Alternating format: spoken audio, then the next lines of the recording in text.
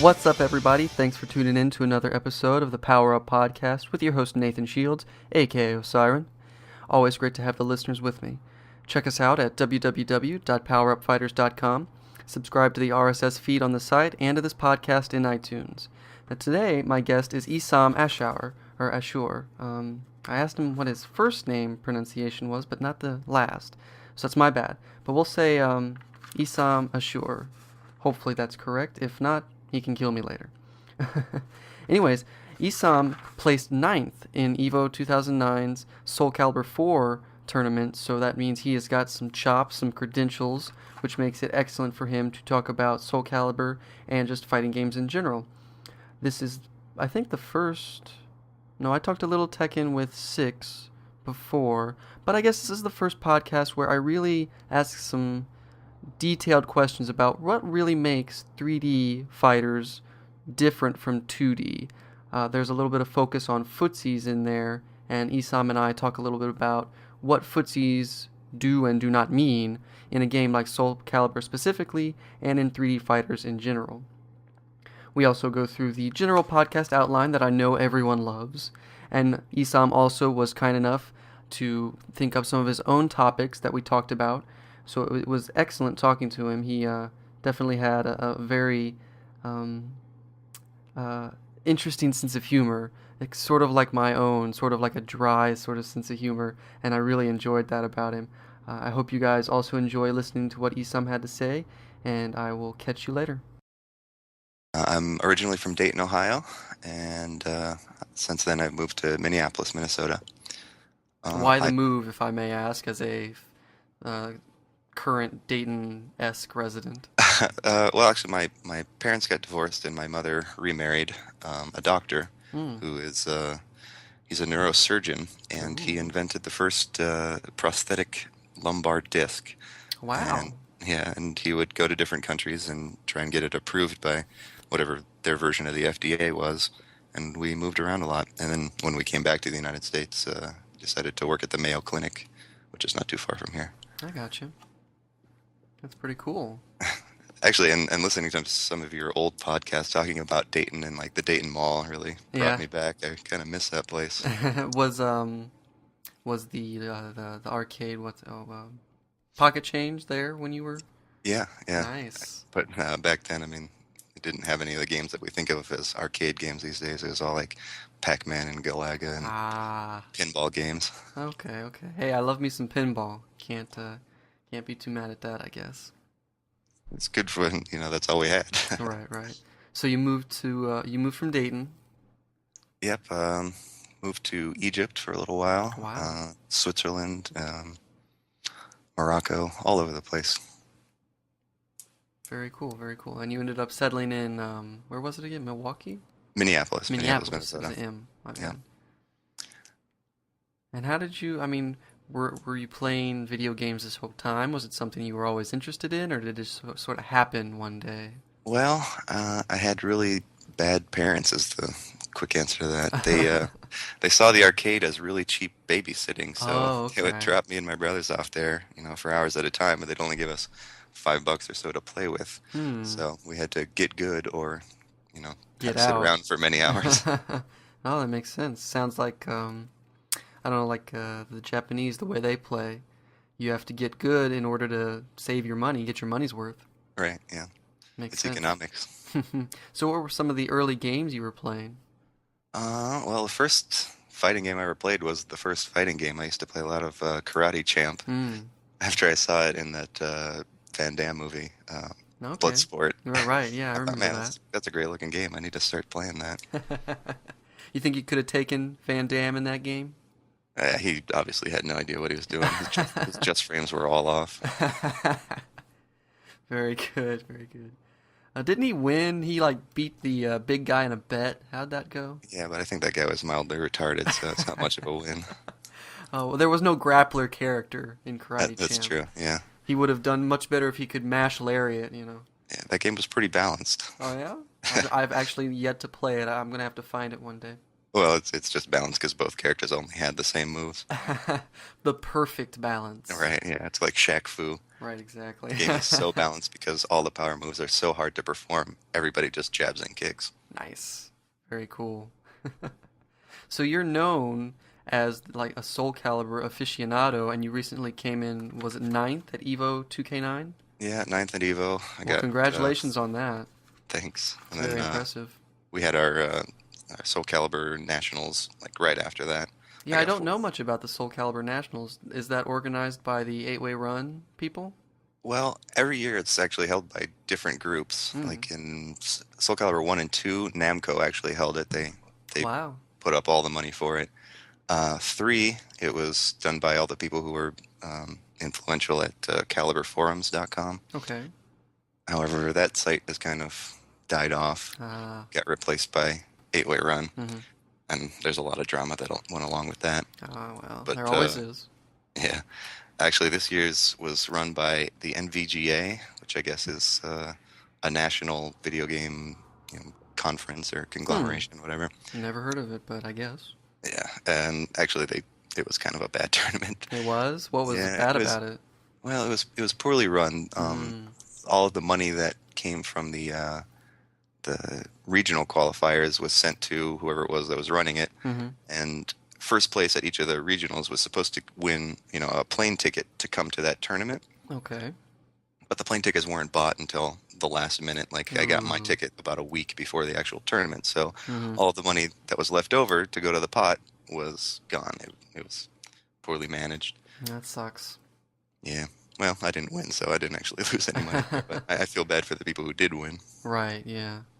But but I'm assuming you had a good Evo experience, though. Yeah. This is the best I've done. But actually, we had a joke there. We had 4 pools, A, B, C, and D, but somehow all of the most major players, everybody's really well known, all ended up in C, basically. Oh no. So I had the hardest. I was in C also, so I had like an extremely difficult path to get to finals, which I didn't actually make it there. Like in Soul Calibur, the most broken character is Hild. I've heard. Yeah. Right. And I had to fight the top 2 Hildies in order to get out of my pool. Whoa. So I made it all the way to finals of my pool. Had to fight number 1 Hild, lost to him. Fought all the way back from the losers to get back. Had to fight the other Hild and lost to him. So Oh wow. a lot of Hilds in my So pool. you actually didn't get, because the top 8 would be the finalists, like technically. Right. So you were like Yeah. right beneath them. Right. Yep. Okay. Okay. Yeah, I've heard that Hilda is I watched some of the stream, and people would actually switch to pad to play her in order to make her charge moves easier to do or something like Yeah. that. There's a little bit of a glitch there. If you're charging with the shoulder buttons, you never actually have to let go of those. So when you let go, or if you hit B and let go on the face of the controller, it counts as if you had been charging the whole time. Wow. Well, that definitely sounds like a glitch. Huh. And people are okay with that? Well, I'm not okay with that. But the community has spoken, and I guess they're all okay with it. Are there any other kind of, I don't want to say balancing glitches, but anything else any other characters have that maybe evens things out? Not on that level. Soul Calibur 3 was just absolutely full of glitches, and it kind of killed the community for a while until 4 came back and people got back into it. But in 3, there was a glitch called variable cancels, where you could cancel out of the animation of a move for your character, but the other character would still be in whatever animation was happening. So you could throw somebody, cancel your portion of the throw, they're still getting throw, and you can go ahead and attack them while they're in that animation. Whoa, I bet that looked crazy. Yeah, there's a lot of ridiculous stuff you could do there. There's a character called Lizard Man where he has a throw, he'll climb up on your face and scratch you, and the whole throw animation is probably about 5 seconds long. So you'd run up, throw them, cancel it, and get off of them, but they're still in that. They're getting like scratched clawed mode. by Invisible Lizard Man, and you're slashing them with the axe. Well, the thing is, you could just run at them and push them over to a corner, and as soon as that animation is done, kick them out of the ring. Oh, wow. Very, very cheap. That was actually the first game of the first round of Soul Calibur 3 Nationals. That happened. Like, all right, we're ready. Oops, you just lost the match because you got thrown. Whoa. Yeah. Yeah, I can see why that game didn't. So tell me a little bit about Soul Calibur 3. Was there a period of time where people went back to playing 2? Yeah, actually, 2, I mean, not tournament-wise anymore, but when 3 came out, there's really a very small community for it. Mm-hmm. And we just suffered on playing 2 for a while. I mean, 2 had a few glitches as well, but Mm, nothing on the same level as the VCs. I see. But then as soon as 4 came out, I mean, we tested it thoroughly and found very few glitches and decided, well, it was tournament ready. Nice.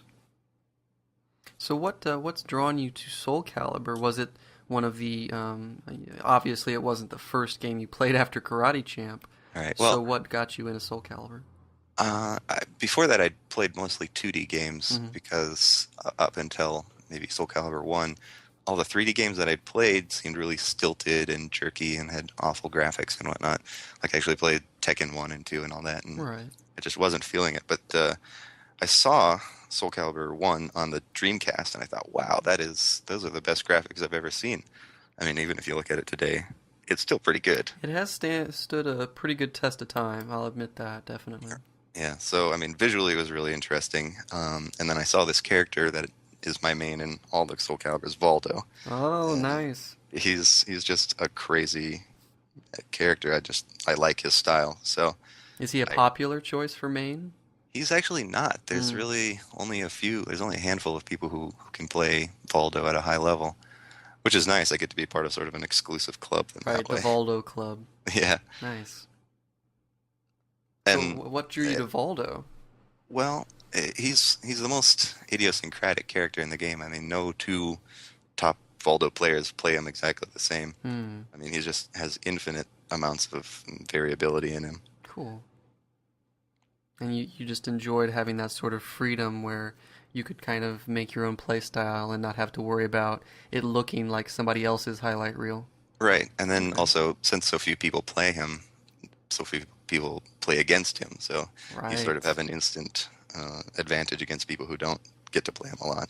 Right, exactly. Let's see here. Hmm. Also, the sort of crazy character is the kind of character that I always am drawn towards. Like I play Shun-Di in Virtua Fighter, and I play Blanca in Street Fighter. Okay. You just like those kind of out of the room sort of characters, the wacky ones. Yeah. Okay. And it just so happened that in Soul Calibur 4, Valdo became one of the top characters. So, I mean, Hmm. I'd been drudging through mid-tiers up until that point, and it was nice to finally have a top-tier character to play. There you go. But it's cool that you've stuck with him all these years. Yeah, I think it's better to stick with a character that you enjoy Hmm. than go for the one that will always win. Right. Very nice. Very nice. So what do you feel is your general play style? Are you an aggressive Valdo? You say there's a lot of different ways to play him. How do you go about your typical Soul Calibur match? Well, in almost every game that I play very, very turtly. Hmm. But in Soul Calibur 4, Valdo has the ability to just continuously attack.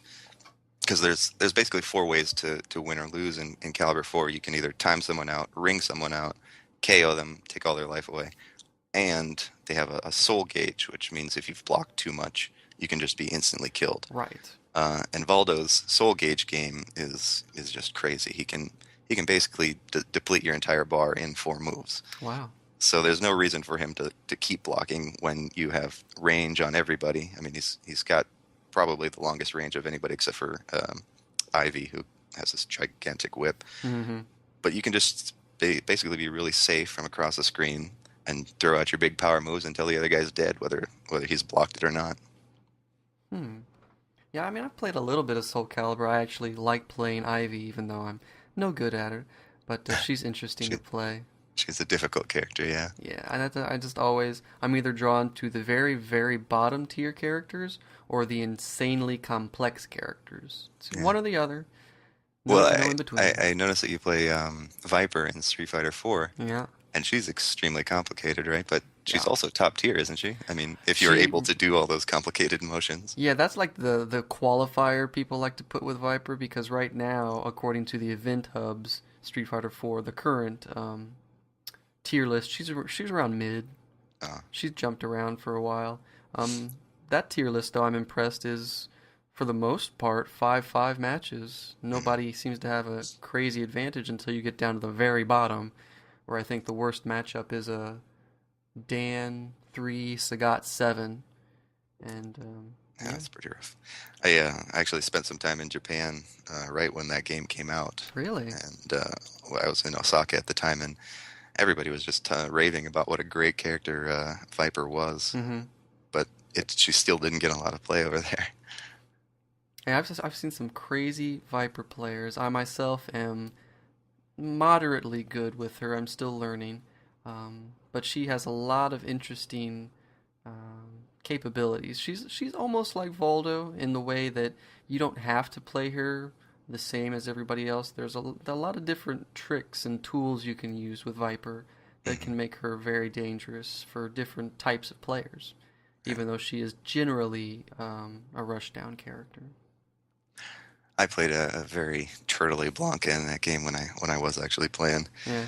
But I don't know. I feel like there's just not enough moves in that game. Like, every character has maybe 6 or 7 moves altogether. Mm-hmm. Whereas in like Tekken and Caliber like that, somebody has like 50 moves. Like Valdo, for instance, has a set of moves if he's facing you, and then a whole nother set of moves if he's facing away from you, and Mm-hmm. then a whole nother set of moves if he's lying on the ground on his face. So That's something I've always wondered because I don't play 3D fighters that much. How much work is it really to memorize those movesets and get used to them?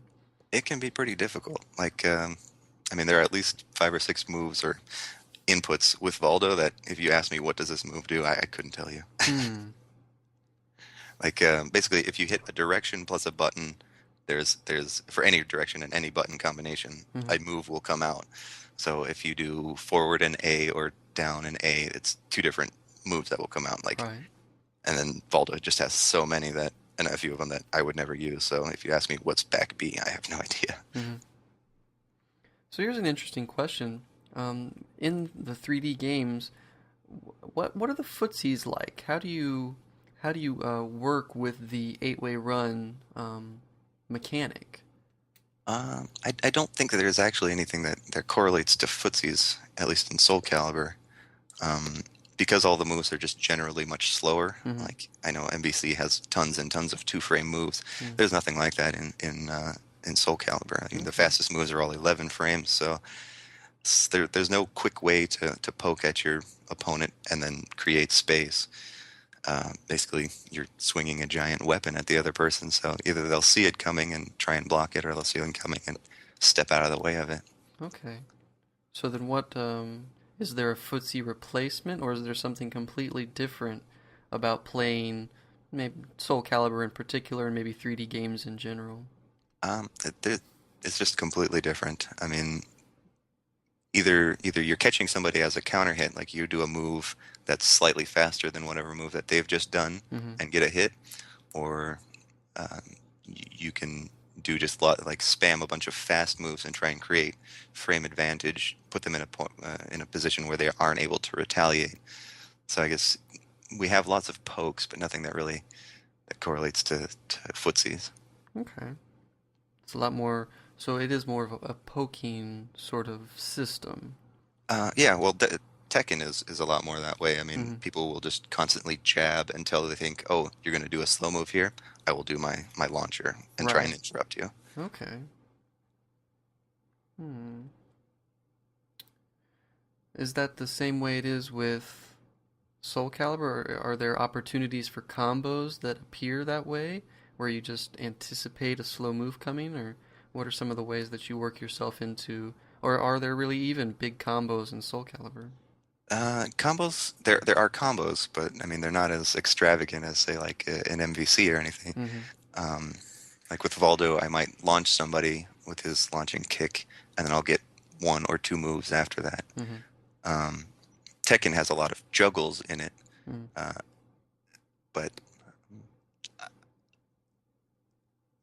sorry, I'm coughing there. That's fine. Um, uh, it just doesn't work the same way, I guess. Okay. I mean, that makes sense. The mechanics are so different that you wouldn't really expect it to play like a Marvel or Street Fighter 4 or anything like that. Right. Mostly in 2D games, you're going for one big hit that'll just take a big chunk out of their life. Hmm. But in the 3D games, you're looking for the, I don't know, I don't want to say tit for tat, but just like a sequence of smaller combos. Right, yeah. Okay. Also, I mean, you can use moves that are sort of medium in speed that give you frame advantage to see if they will try and attack afterwards. Um, to You can use something like down A plus B with Voldo, which slaps them to the ground, which puts them in a state of crouching, where their only option is to either continue blocking or try and do a while standing move. Hmm. And Voldo has options to take care of both of those. So it's basically putting people in positions and then trying to guess what their retaliation to that move is. I see. Mm. And obviously, there would be ways to anticipate whatever Voldo's retaliation would be, and it becomes another game of rock paper scissors, sort of. Right, yeah. Okay. It's a very complicated version of rock, paper, scissors, basically. Definitely, definitely. Okay, let's see here. Well, I think that I'm enjoying talking about sort of the more general topics. I don't think that, unless you would like to get into some specific Voldo strategy, which we can. No, let's just keep talking about generalities. Okay, that's fine with me. So you have listed mental techniques. What do you mean by that? Well, in preparation for tournaments, different people have different things that they do to psych themselves up. Like, I was watching that, what's the name of the movie? I Got Next, that's the one, Mm-hmm. where Gutex was talking about his like pre-game warm-ups where he'll slide his hands across the buttons, slap his hands together, rub them Right. together, and then get into that mode where, I mean, it'll be different for everybody, but I think there really is a strong mind and body connection where if you can mentally prepare yourself for what's coming, you put yourself in advantage. Also, like, you know, getting enough sleep the night before and keeping yourself hydrated, getting a lot of protein in your system. These are all things that'll help you focus mentally on the task ahead. Do you yourself have any kind of regular pre-game rituals or techniques that you'll just do even unconsciously? Not pre-game, but while I'm playing, Mm-hmm. I tell myself that no matter how badly I've just done in that round, that I won that round. Like to Mm. get myself in a state where I'm feeling positive about the next round coming. So even if I lost a round, I'll tell myself, "You just won that round. Good job. Keep doing that." Okay, it's interesting. So like a way of, was it reverse psychology, perhaps? Right. Yeah. I mean, if I keep myself positive, I feel I perform better. If I don't let the pressure of having just lost a round weigh down on me, I feel I can perform a lot better. Okay. And now when you also talk about low life, timer, etc. mode. So when you're in that kind of clutch situation where even though you've told yourself that you're going to do well, how do you handle those kinds of situations when it's really down to the wire? Well, unfortunately, I usually crack under the pressure, which is why I only get into Oh the no. ninth through fourth position. But um, my character Valdo, like I said, there are four ways to win in a Soul Calibur match, and he can basically put other people into all four of those situations at the same time. Hmm.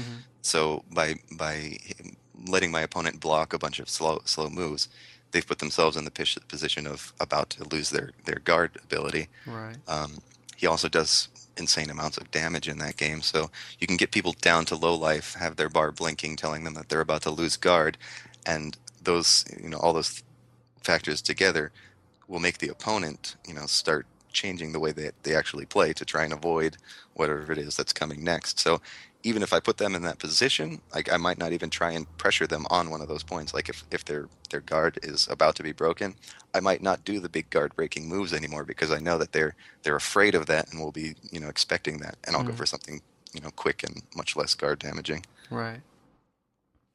What is there in the Soul Calibur community? Has there ever been a movement to, like in Smash Brothers, where you want to eliminate any kinds of, I guess, random chance? Has there ever been in the Soul Calibur community a movement towards eliminating boards with the any chance of knockaway? Has there ever been anybody who said, "I'll only play on completely walled levels"? No, unfortunately, because I mean, ring outs have been around since the old Soul Calibers. Mm-hmm. I mean, it's just part of the game that we have come to expect. The only kind of bannings that have gone on, at least in recent times, is one of the new characters, Algol. Mm-hmm. He's the boss character of Soul Calibur 4. Mm-hmm. He has the ability to shoot projectiles, which is sort of unique to him. I mean, one other character has it, but it's very long and slow and drawn out and very easy not to get hit by. Mm-hmm. But this character's, I mean, much of his game is based on being able to throw out these projectiles and basically cover the entire screen in a wall of death. Yeesh. So at first, he was banned for several months. He was not allowed in tournaments, but I guess people who like the character went over and decided to unban him. Hmm. And he remains unbanned to this day. Yeah, yeah. Has he won any major tournaments? No, not yet. That's the thing. Hmm. Also, I mean, there was a very brief time when we were thinking about banning Hildy, Mm-hmm. but I guess people decided that also would be a bad idea. But even so, I mean, a lot of people think, and well, we all agree basically that she's the best character in the game, Hmm. but she didn't win Evo. She didn't, well, she won the second half of the national tournament. Hmm. Uh, but that in itself doesn't prevent her from being a bannable character. It's just that at that certain point in time, somebody else got the upper hand. Right. Right. Yeah, it slips my mind. What character and player did win Evo? That was Malik Mm-hmm. from France. He is Okay. a Ivy player, a phenomenal Ivy player. Oh, okay. Nice. Like, Nice. Very nice. Oh, so how have people dealt with Hilda? I mean, well, how would you deal with Hilda with Voldo? uh, against Hild with Voldo, it's basically a race to see who can break the other person's guard first. Okay. Because against, I mean, they both have a lot of range, so they can play at each other from pretty much maximum distance. Mm-hmm. But all those maximum distance moves are very slow, and you can see them coming most of the time. So you just try and put the other person in a position where they can't step out of the way of your move, and let them block it over and over until that kills them eventually. Now, to put them in that position, would you throw out a move one direction, wait for them, or hope that they move in another? Is that how those setups generally happen? Well, there's two basic types of moves. There are the horizontal moves and vertical moves. Mm-hmm. So in order to hit somebody with a vertical move, they need to be standing still, basically. They can't be stepping. Right. And then to hit somebody with a horizontal move, they should not be ducking in most cases. Mm. So what I'll do is I'll use my horizontal moves to push them towards a wall and get to the side where they aren't able to step to, Mm. so that I can throw out those vertical moves that are the ones doing the major damage to their guard gauge. I see. I've played Soul Calibur 4 with friends, and they've, especially with Astaroth's axe, everyone, including myself sometimes, seems to complain that there's some tracking going on with some of the motions where I thought I was sidestepping, but I guess I really wasn't. hmm Yeah, well, 4 is become a little more lax in that regard. A lot of vertical moves will track to from side to side. Mm-hmm. There's actually been a few updates for the game, Mm. and in actually the first installation of the game, the character Raphael was able to track pretty much to both of his sides with his very fastest vertical move. Mm. So then it became, why would you ever use any other move but this? So people were just doing his BB, BB, BB over and over again. Oh. But in the later patches, they decided, well, that's completely broken. Let's get rid of that. What'd they replace that with? I thought that was like his signature thing. Well, he still has the move. It just doesn't track as well to Ah, both sides. excellent. Very cool. Let's see. Well, speaking of Raphael and Hilda and all this other stuff, let's talk a little bit about balance and tiers in Soul Calibur 4. Mm. Well, more generally, a lot of people complain that picking top tiers is, a cop out. That there are top tier whores who will only play the best character in the game in order to win tournaments and whatnot. Mm-hmm. And I personally don't see that as such a big problem. In game theory, there's something called the grim trigger, where Mm-hmm. if your opponent decides to do something that you've not expected them to, then from that point on, you will always do that thing as well. So if your opponent decides to pick the most broken character in the game, that just sets off the grim trigger of everyone who plays against them will also play the best characters in the game. So I mean, if winning is the most important thing to you and you pick that character, I mean, it is open to your opponent to also pick that character. And so there really shouldn't be any complaint in that department. And Right. you have just as much ability to pick that same character as the person who's picked it against you. Right, right. So then why don't people in Soul Calibur 4 pick Hilda all the time? I mean, does the player preference, obviously it plays a part in character selection, but like you say, with this Grim Trigger, why doesn't everyone just set that aside and say, well, if Hilda's the best, just pick Hilda? Well, I think people sort of cling to the illusion of an equilibrium in fighting games where there should be some balance in the game so that no matter what character I pick, I should have a fighting chance against no matter what character you pick. Right. But like I said, it's really just an illusion. So once people throw that illusion away and realize that, yes, tiers make an incredible difference in fighting games, if winning is your major goal, you need to start picking that best character. Right, right. But you seem to have avoided jumping on the Grim Trigger bandwagon for quite a while. And Well, it just so happens that Voldo is good now. right, yeah. Well, I mean, preference here is that I want to play a character that I find fun. I don't mind losing in tournaments. I think my skill level is such that even if I am not getting first place, using a character that will always win, I feel better about myself by winning with a character that I enjoy. Isn't that too sort of an illusion, though? It is, it really is, but I like to cling to it. I see. I'm silly that way. No, I agree and I disagree. It's one of those things. It's like, Right. of course everyone wants to win, but then you don't really want to win. You want to feel good about winning. Right. So, So if yeah. if my ultimate goal was only to win, then yes, I'd be picking Hildy every single time.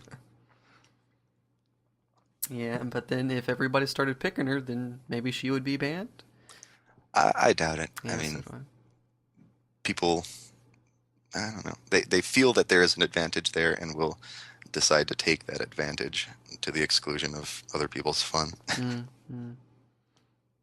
Yeah, I hear a lot of analogies between fighting games and chess, and when I think about it, it's like, well, nobody's ever banned the queen in Yeah, well, chess. even in chess, there's, a disparity in advantage. Whoever goes first always has the advantage. Mm, So even that is an illusion. Even though everyone has the same pieces, whoever went first has an instant advantage. mm.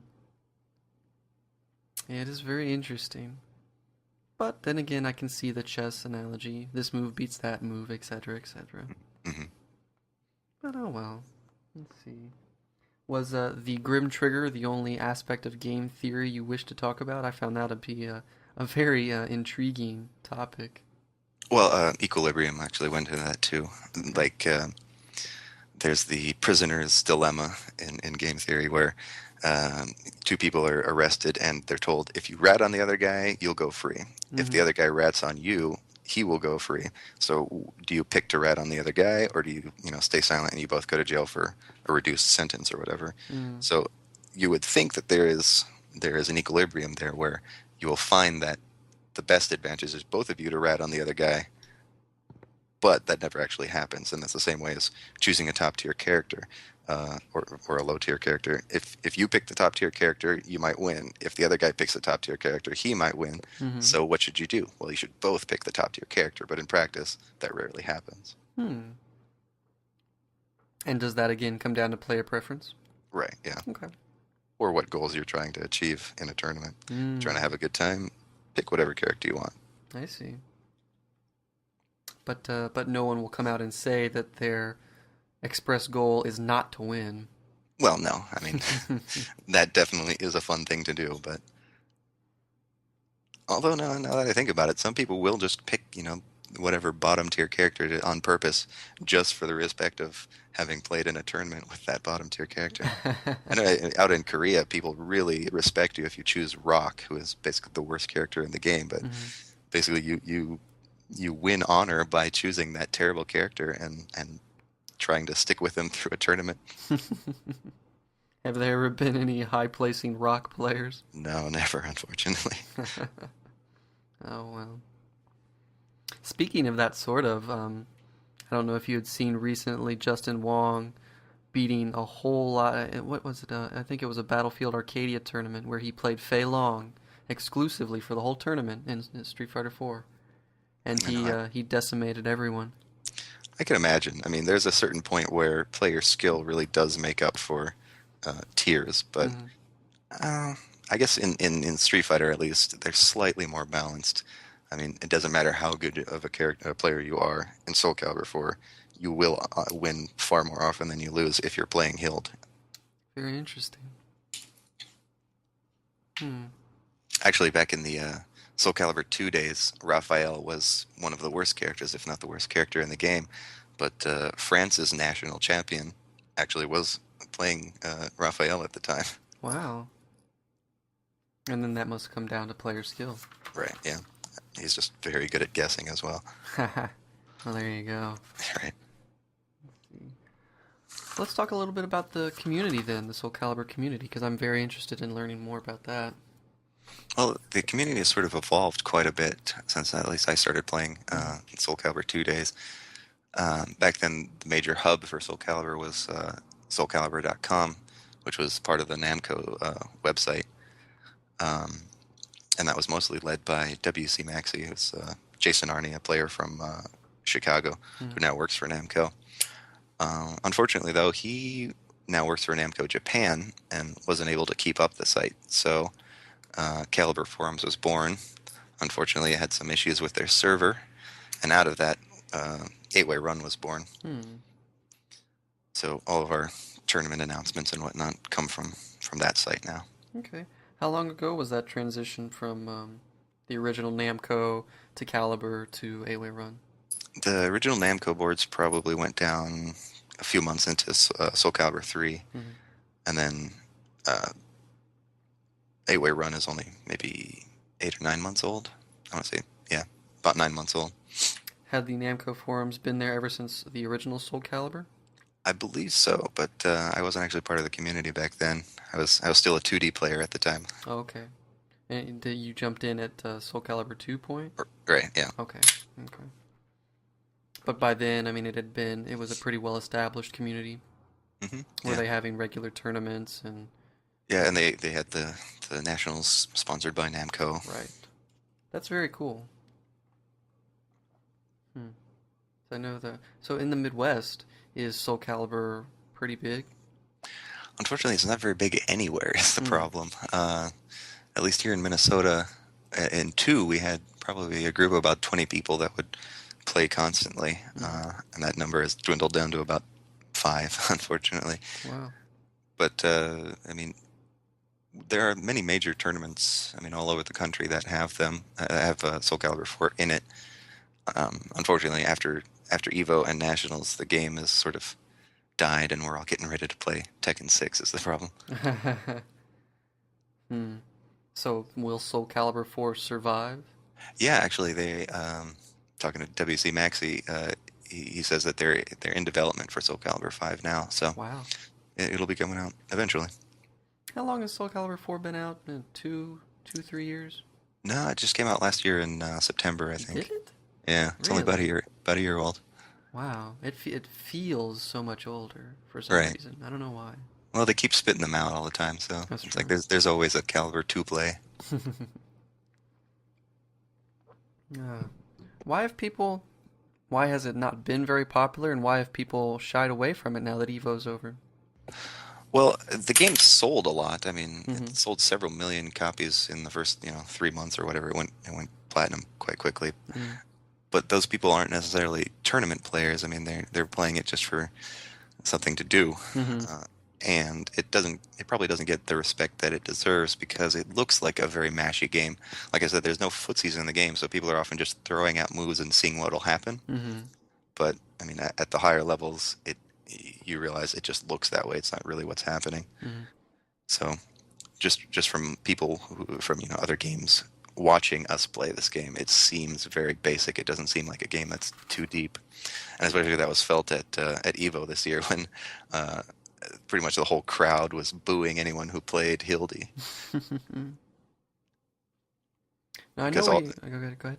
sorry because all they basically knew about the game was that, well, Hilda is this terribly broken character, so let's Right. hate this character. There must not be any skill involved in this. So a lot of vitriol was pointed at the two Hild players in the finals.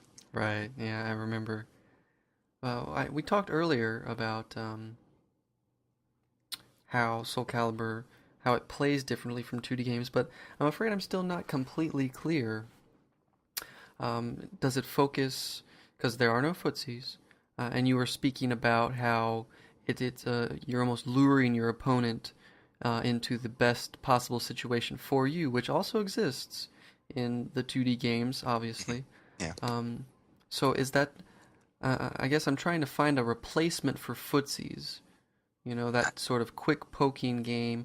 Is it? It's obviously not in Soul Calibur, maybe in Tekken, but we're talking Soul Calibur, so we'll keep it specific. Okay. Um, Well, I don't think there really is any sort of corollary. Like the basic evolution of a match for me. We'll just talk about that for a sec. mhm, Uh, from the start of the match, I will throw out a move that has enough range to reach my opponent wherever they're standing at the beginning of the game. mhm, And because Volda's reach is basically more than anybody else's, I always am at that first advantage. mhm, From that point, I just try and wait and watch and see what they will do as a retaliation for that, so that the next time I decide to throw out that move, I can follow it up with something different. mhm, So, like from the fight start, I will throw out my forward A plus B, which is he'll stretch his arms out and just poke them in the chest. mhm, I'll see if that person decides to advance towards me to try and attack me from closer range because I'm keeping them out. If they will step back to get out of my range to try to mount some sort of running offense or whatever. But this is basically how all of the encounters, in my mind anyway, happen in this game. mhm. You throw out a move and then try and gauge the reaction to it to either cause damage to your opponent or put yourself in a more favorable position. Okay, okay. It sounds like there would be then a good balance between aggression and defense. They kind of play off each other, perhaps even better than in a game like Street Fighter. Right. Well, it's very much back and forth. I will throw out a move, and if it doesn't hit them, then it's my turn to start blocking, and it's their turn to start fighting. Mhm. If I block that correctly or retaliate correctly, then it's my turn. It's back and forth very often. Okay, I get it a little bit more now. I'm being able to make some connections with Street Fighter 4 and other 2D games while keeping it unique to Soul Calibur's mechanics. It's very interesting. Like, well, when you say footsies, what I imagine usually is that you are creating sort of a bubble of offense around you. Like you Hmm. step forward and throw out a low medium or whatever, Hmm. and saying, "This is my area. Don't step into my area." Right? It If can you be that, and it can also be the knowledge of what moves beat what mm, as far as priority or range. that doesn't happen a lot in Soul Calibur simply because there's a clash system. Hmm. Whereas if you're doing a horizontal and I'm doing a vertical and we are about to hit each other, our two moves will actually clash off of each other and push us back. Right. So counter hits almost always happen from very close range and with very fast moves. Hmm. So that aspect of footsies is kind of out the window in Caliber anyway. Hmm. So it's basically just taking turns, usually attacking your opponent and taking an attack and trying to see if you can come up with a better answer than the other person can over and over. Looking at 3D games from a larger perspective, is that how most of them play? I could see that being kind of how 3D games are unique compared to the 2D. I feel that very structured your turn, my turn is kind of unique to Soul Calibur itself. Hmm. Although it sort of exists in Tekken, but not to quite the same extent as it does in Caliber. Okay, very cool. Tell me more about the unique scene that you have. I know that there aren't many players, but I mean, are there any events, even if it's just somebody's house? How do you guys keep Soul Calibur alive? Well, we actually have two groups of players here in Minneapolis. Mm, They're the 3D players, and we play Tekken and Soul Calibur and VF. But there's a much larger 2D group, and they're all about the Street Fighter 4 and Third Strike, and Marvel vs. Capcom is really popular here. mm, And there are not many characters that, or not many players that will go back and forth between the two camps. But I actually started recently playing Marvel and Blaze Blue. Mm-hmm. So I've been showing up at the 2D gatherings a lot recently Cool. to try and learn how to play these games. Mm. Because I've been out of the 2D scene for so long, it's kind of an uphill climb for me. Out of curiosity, who do you play in Blaze Blue? I play Talkaka in Blaze Blue. Nice. She was my first pick, but I found her to be a little too frustrating for me. I couldn't keep up with her speed. I just didn't work that fast. But when I switched to Rachel, I found someone who was much more um, in line with my natural pace, I guess. Yeah, she's really not the kind of character that I normally gravitate towards. I mean, she's not a turtle character, and she's not the weird character. But I don't know, just something about being able to pressure somebody and a change of pace from my normal 3D way of playing Mm. that I found fun. So the only complaint I have about her is her combos are just so insanely hard to do. I have a friend who plays Taukaka, and it's been interesting to see how his game has evolved from the early similar launchers, and now he does more complex launchers and different fakes and block strings. It's very interesting to see how his pressure has evolved with Taukaka over time. Yeah, well, that's one character in my mind that you really have to put a lot of hours in to develop the playstyle. Hmm. And you'll start off with lots of down A's or whatever because it's just out prioritizes everything and Hmm. gives you a little bit of a combo. But then when you see the kind of damage other characters are doing, you need to start to step up your game a bit, and that takes a lot of practice with Taukaka to get to that position. Right, right. So you've been getting in the 2D community a little bit, Yeah. and then you've got. I mean, are there really literally only 5 people? Yeah, unfortunately, there's only 5 people playing the 3D games here now. Hmm. There's probably like 30 people who will generally show up to a gathering of the 2Ds though. So there's a healthy scene here in Minneapolis for 2Ds, Right, not right. not so much for the 3Ds. Hmm. Also, if you like MVC, a lot of people will instantly welcome you into the fold. Yeah, it is the crack of fighting games, I've been told. Yeah, I get insanely frustrated at that game, but for some reason I keep wanting to play it. I'm some sort of masochist, I guess. Yeah, I feel you on that one, definitely. But, I don't know. Do you play a lot on the PS3 and Xbox 360 ports? Yeah, I play on PS3, and actually one of the reasons that I started playing that game is because the netcode is so good for that game. Hmm, Um, I don't even have to have my PS3 hardwired to the router in order to get a good connection with people. very cool. I think I And played one online match with a friend, and it worked pretty well. But other than that, I've avoided it. the netcode for Soul Calibur is awful. Yeah, that It's sucks. just not worth playing in my mind. That's how I feel about Street Fighter 4's netcode. Uh, Actually, I think it makes me a worse player by Mm-hmm. playing online because Mm. then I get used to the pace of a laggy game, and then I try and play offline. It just doesn't work for me. Right, exactly. Something I have been impressed with as far as online play has been Blaze Blue. Yeah, it has pretty decent code, Yeah, it does. but I find with that one that I do need to have my PS3 hardwired in order to get a good connection. Yeah, yeah. It's obviously going to give you a better connection, so whatever works. Hmm. Let's go to a little lighter subject. Talk about some combo highlight videos. I like that subject. Well, I was thinking of that as a way of promoting a scene for games that don't already have an established scene. Ah. And in my case, that was with KOF Maximum Impact. Mm-hmm. The first one came out, and it was pretty awful. It was full of bugs and full of infinite combos and whatnot. And people just decided that I don't want to play the second one when it comes out. Mm-hmm. And in order to get people to play that, I produced a bunch of highlight videos from that game and combo videos. And slowly, I got more and more people to start playing it. Hmm. And actually, I won the nationals for that one. So were you directly responsible for getting that to the national level? At least in the Midwest, yeah. Wow. Very cool. And I thought it was a fantastic game just from the first time I started playing it. Mm-hmm. But people had had that experience with the earlier one and were not willing to play again. That's very impressive. You brought them back. Right. So I think highlight videos, the combo videos, are a good tool in creating hype for a game that might not already have it. I might have to. No, I think I will take that advice and apply it to Tatsunoko versus Capcom when it's Yeah, released in America. get enough videos out there that highlight some of the fun aspects of it, Hmm. and people will play it.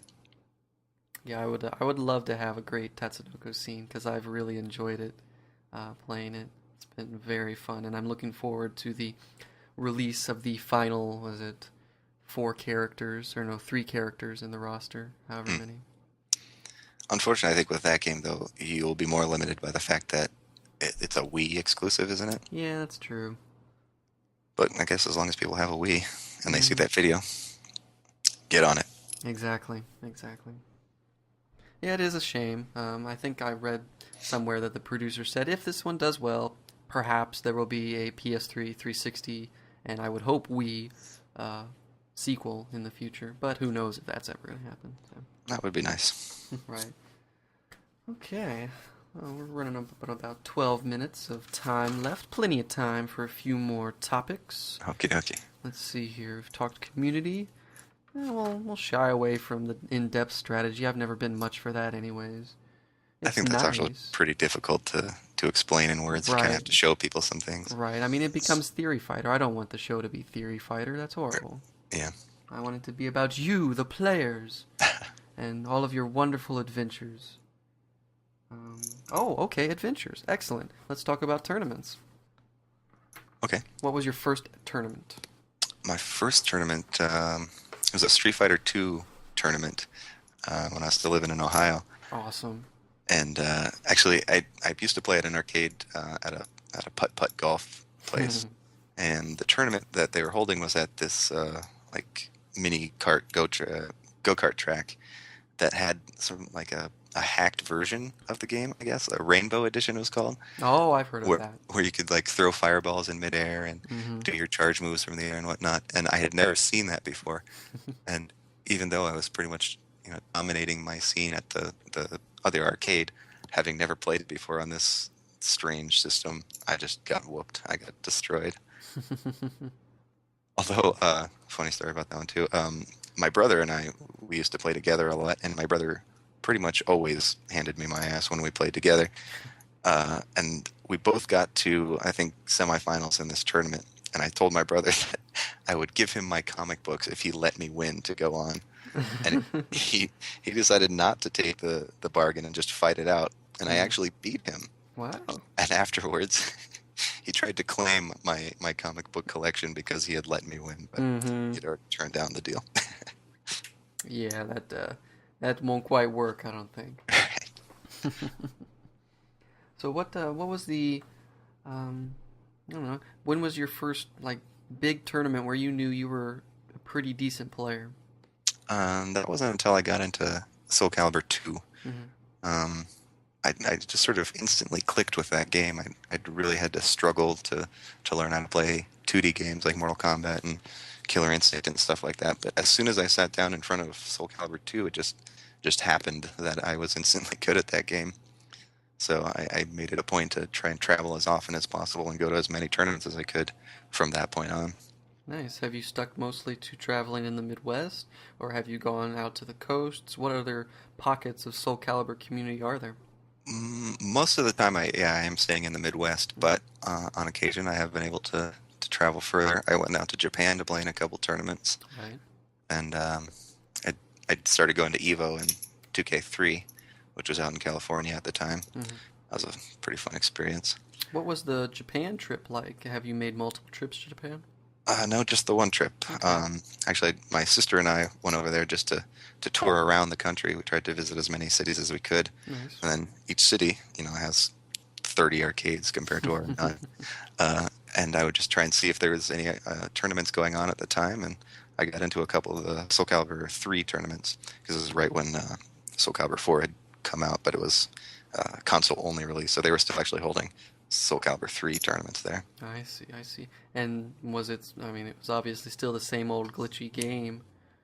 Well, Soul Calibur 3 came out on console first, and it was terribly glitchy. Hmm. They re-released the game in the arcades as an arcade edition Oh, with a lot of those glitches taken care of. So I see. the arcade edition was far more balanced than the home version.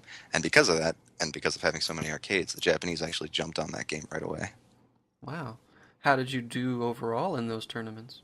I was sort of middle of the road over there. I mean, they have a very different type of tournament setup there. They have the single elimination, single Mm-hmm. game, where you basically are relying on very gimmicky styles of play rather than having solid fundamentals. Hmm. So, I mean, if they do something that you just never seen before right off the bat, there's no way to recover from that. You don't get a second game to be like, okay, show me that again, and I'll destroy you. No, it worked the first time, and you've lost because of it. Right, I see. Hmm. Definitely just a different, I don't know why the single elimination happened. Maybe it has something to do with arcade, though just the way they're made, single game, next player up, etc. I think it's just because they have so many players over there. I mean, if you try to do a double elimination tournament with the volume of people that they usually have show up to these things, it would take forever. Hmm, I see. That could be, yeah. Just a matter of logistics.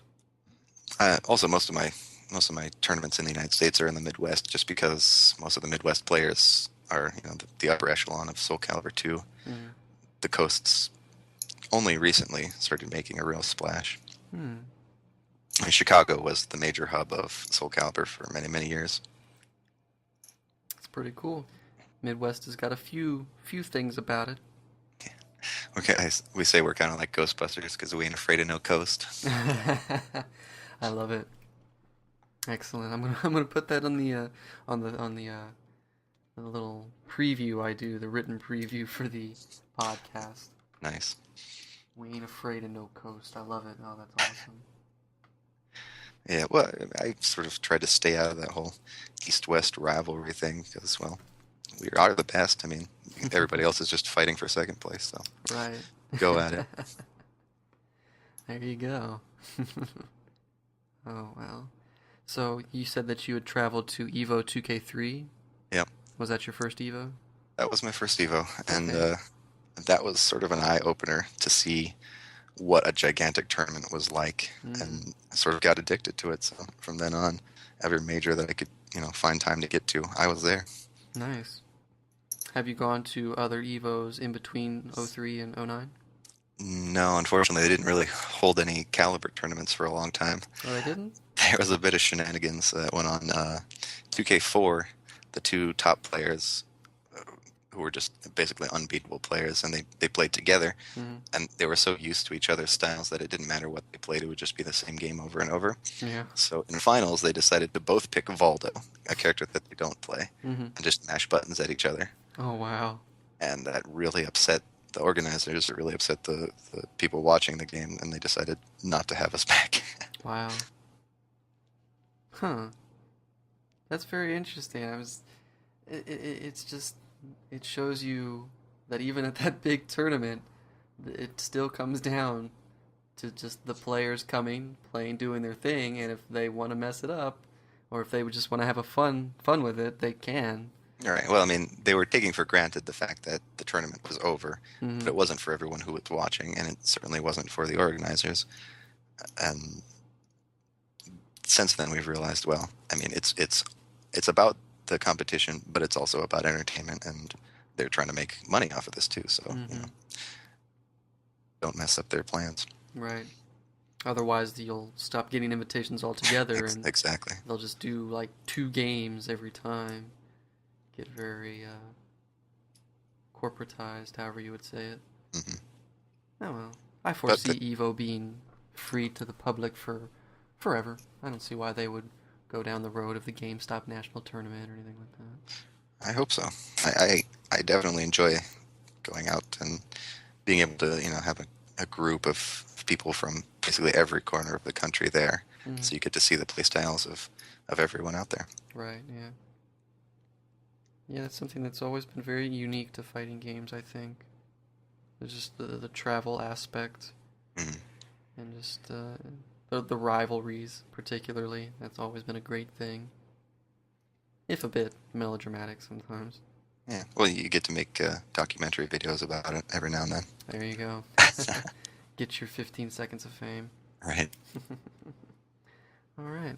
Well, we got about 3 minutes left. Are there any closing remarks? Any final topics you'd like to touch on? Well, I hope that everybody decides to pick up Tekken 6 and play hard. Have you That'll be been? Is there an arcade anywhere near you that holds Tekken 6? No, unfortunately, there are no arcades in Minnesota anymore. Oh, really? That sucks.